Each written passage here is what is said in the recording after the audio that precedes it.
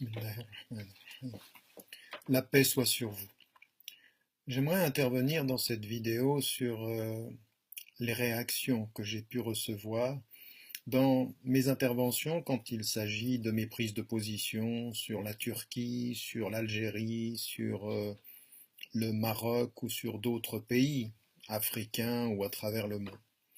Ce que je perçois dans les réactions que je peux avoir, ce sont des choses qui sont un tout petit peu troublantes. Elles sont troublantes parce que on voit bien un vrai problème dans la discussion critique que nous avons aujourd'hui chez ceux qui réagissent de façon extrêmement émotive quand ça touche leur pays et qui sont assez contents d'ailleurs qu'on critique les autres pays ou qu'on fasse des réflexions critiques sur les autres pays. C'est vrai quand on parle de l'Algérie, du Maroc, de la Tunisie, de la Turquie, de l'Égypte, de l'Afrique en général, même d'ailleurs quand on parle de l'Europe, c'est exactement la même chose. Si je prends des positions aux États-Unis, on dit mais t'es pas américain, de quoi tu te mêles? Et ça c'est assez intéressant parce qu'on est toujours d'accord que la critique elle est bonne quand il s'agit des autres pays et pas quand il s'agit d'une autre, parce que, au fond, notre problème, il est cette surcharge d'émotivité, de cette incapacité à l'écoute de la parole critique et du rejet de tout ce qui concerne notre pays. Nous transformons notre rapport à notre pays dans un rapport émotif, nationaliste, patriotique jusqu'à l'excès, incapable d'entendre la critique constructive ou le désaccord, parce que évidemment, je peux me tromper comme qui que ce soit peut se tromper, mais le fait de se tromper ne peut pas avoir pour conséquence l'insulte et le rejet. Quand quelqu'un se trompe, on le lui dit, on lui apporte des arguments.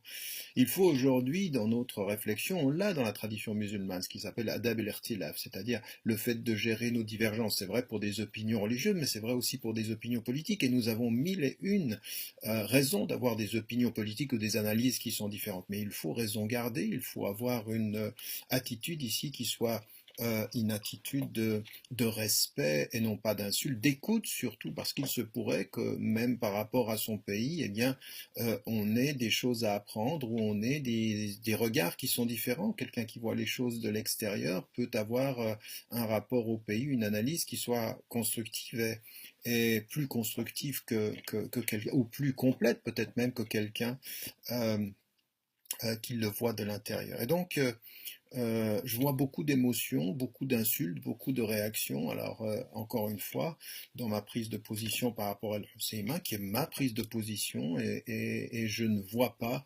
de fitna, je ne vois pas de manipulation extérieure, eh bien voilà, on peut avoir des divergences. J'ai pris des positions par rapport à l'Algérie, au président, à l'armée, qui tient le pays de derrière. J'ai pris des positions par rapport aux États-Unis, j'ai pris des positions par rapport à la France, et donc en l'occurrence, j'ai jamais entendu de Marocains ou d'Algériens ou de Tunisiens ou de Suisses ou d'Américains me dire mais de quoi tu te mêles en France, t'es pas français, même si toute ma famille l'est, en l'occurrence, non, je ne suis pas français, donc pourquoi on accepterait que j'intervienne en France quand c'est le pays des autres?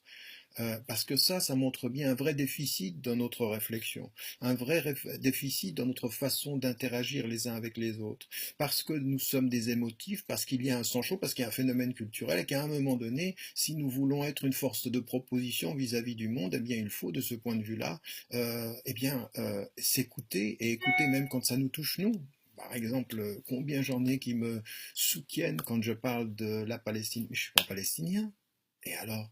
Et donc, en l'occurrence, on a tout ce qui me concerne, moi. Je m'occupe de tout ce qui me concerne. Et tout ce qui concerne l'homme me concerne. Tout ce qui concerne l'injustice me concerne. Tout ce qui concerne l'oppression me concerne. Tout ce qui concerne ceux qui sont opprimés, je suis de leur côté, quelle que soit leur nationalité, quelle que soit leur religion. C'est ça, ce que j'ai entendu et compris, moi, de ma conscience et de ma religion même. Voilà. Et puis, je serai en face de tous ceux qui oppriment. Je me suis posé avec les Tibétains contre les Chinois qui m'ont dit que je n'étais pas bienvenu dans le pays. Et bien voilà, je prends ces positions-là et je pense qu'il faut que nous fassions un certain nombre de choses. Alors certains m'ont dit, occupe-toi de l'Égypte, parle de l'Égypte, tu n'en parles pas.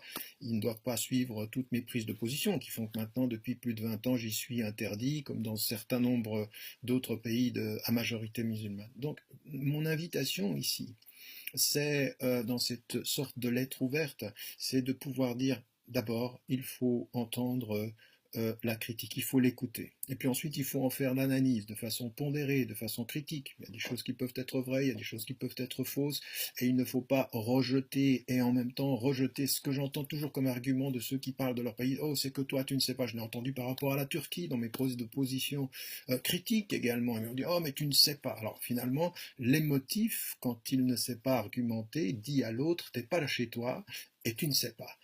Et ça, ce n'est pas une attitude à avoir. Donc voilà, mon invitation, c'est plus de sagesse, plus d'écoute, plus de discussion critique, pas d'insultes. Et c'est pas parce qu'on est derrière un écran, parce que c'est ça le grand danger de la culture Internet maintenant, ou de la culture Facebook et autres, c'est qu'on est derrière l'écran, on se permet de tout dire, et parce que notre nom n'est pas là, parce qu'on n'est pas visible. Mais non, on se respecte dans notre façon de réagir, on respecte dans nos émotions. Donc l'écoute, l'acceptation de la diversité des interprétations politiques, sociales, même religieuses, la discussion, qui est une discussion construite, qui doit l'être, il faut s'éduquer à cela, c'est un vrai djihad en-nafs, en l'occurrence intellectuellement, en termes de conscience politique, en termes de conscience sociale, et ne pas considérer que celui qui fait une critique de son pays veut du mal à son pays. C'est le contraire. Une critique constructive, c'est parce qu'on aime le pays, sinon on s'en occupe pas, ou parce qu'on est concerné par le pays, sinon on ne dit rien. Et donc en l'occurrence, c'est le contraire. Ma position, quand j'ai toujours dit que j'étais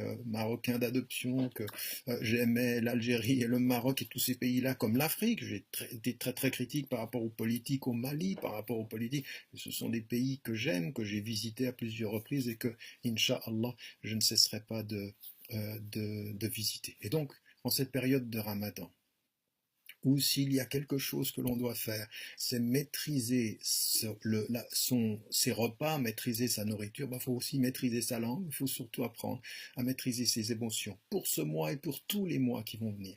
Et s'écouter, entrer dans un débat de la divergence, répondre posément, se respecter, et puis accepter que nous n'avons pas les mêmes opinions, que notre unité, ce ne sera pas, encore une fois, de tous penser pareil, mais d'avoir le respect de ceux qui pensent différemment.